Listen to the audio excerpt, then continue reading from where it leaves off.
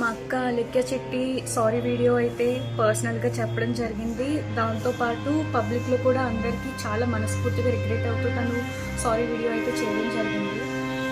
దాన్ని కూడా తీసుకెళ్ళి మీమర్స్ ఇంకా యూట్యూబ్ ఛానల్స్, న్యూస్ ఛానల్స్ వాళ్ళు నెగిటివ్గా అయితే స్ప్రెడ్ చేసేసారు.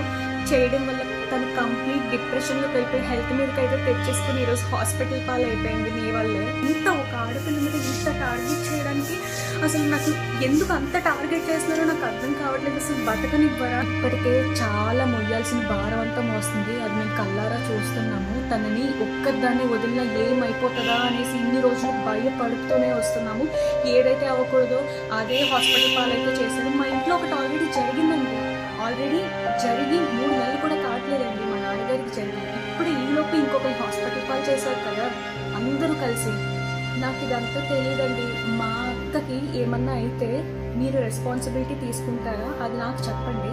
మేమైతే ఎలాగో నిండా మునిగిపోయి మమ్మల్ని కంప్లీట్ రోడ్డు మీదకి లాగేశారండి. మేమందరం విమెన్సే కదండి. మీ ఇంట్లో కూడా అక్క, చెల్లెలు, అమ్మ ఇంకా పెద్దమ్మ వీళ్ళందరూ ఉంటారు కదా.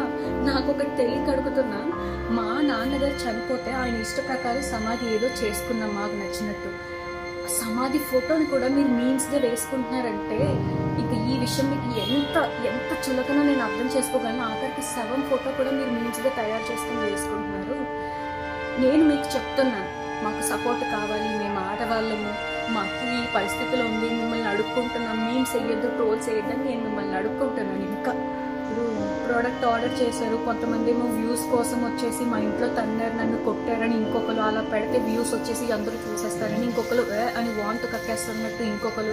ఒక్కొక్కరు ఒక్కొక్క టైప్లో అండి. ఒక కస్టమర్కి నిజంగా నచ్చకపోతే మీరు కొన్న వాళ్ళ దగ్గరికి వెళ్ళి నాకు ఇది నచ్చలేదు, మేము ఇలా మాకు ఈ ప్రోడక్ట్ క్వాలిటీ నచ్చలేదు అంటే మేము రీఫండ్ ఆర్ వేరే ప్రోడక్ట్ ఏదో ఒకటి సొల్యూషన్ చెప్తాము.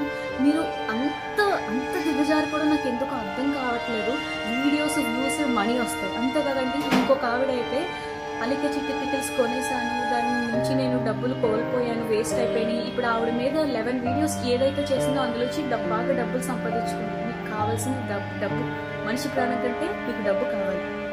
ఇప్పుడు ఈరోజు మా అక్క ప్రాణంతో కొట్లాడుతుంది. నేను లాస్ట్గా ఒకటి చెప్పాలనుకుంటున్నాను. ఇంకా ఇదే చాలా అంటే చాలా ఇష్యూస్ జరుగుతాయి. దాని గురించి పట్టించుకోండి. అభివృద్ధికి సంబంధించి దాని గురించి, ఉద్యోగాల గురించి, యూత్కి ఉద్యోగాలు లేవు, నీ టైప్ చాలా సమస్యలు ఉన్నాయి కాబట్టి దాని గురించి ఈ కాలర్స్ నేను ఎవరైతే ఉన్నారో ఈ పచ్చని ట్రెండ్ చేశారు. ఇంకా